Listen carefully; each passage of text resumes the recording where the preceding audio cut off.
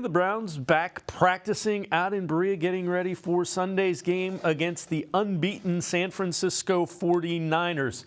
Kevin Stefanski met with the media, talked about Deshaun Watson, as well as an update with the quarterback situation for the game Sunday against San Francisco. On Deshaun, he's not going to practice today. He continues to be day-to-day with this injury, and we'll continue to treat it. And that's really, I'm not going to have updates past today.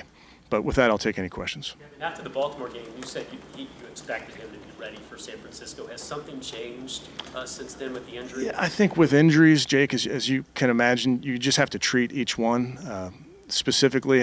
And with this one, that's what we're doing. So just taking in information from our medical staff, from Deshaun, and making sure that we're making the right decisions with everything. How does this change then how you prepare your other quarterback?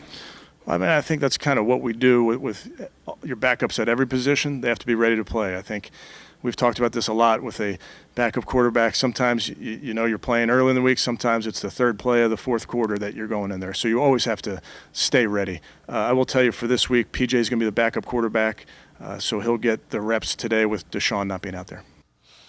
With that, let's welcome in Brad Spielberger from Pro Football Focus. Brad, they've said it is a bruised rotator cuff, so it's in the shoulder, it's in his throwing shoulder.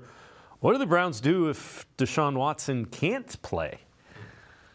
Yeah, look, I do like Dorian Thompson-Robinson as a prospect, and obviously had a couple highlights in the preseason. But I do think against defenses like Baltimore's and now San Francisco's, a rookie quarterback that hasn't seen it all, that played in the Pac-12 with some porous defenses, it's going to be a struggle. And so last year, PJ Walker was up and down, but he had two great divisional games last year against Tampa Bay. He had a 94 passing grade, 8 yards per attempt, 2 touchdowns, had 6 big-time throws for us in that game.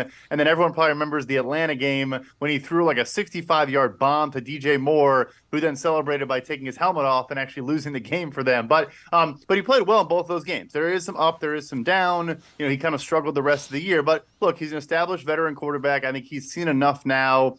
And the Niners defense, it doesn't really matter if you have prime Tom Brady. They're going to give you some problems up front.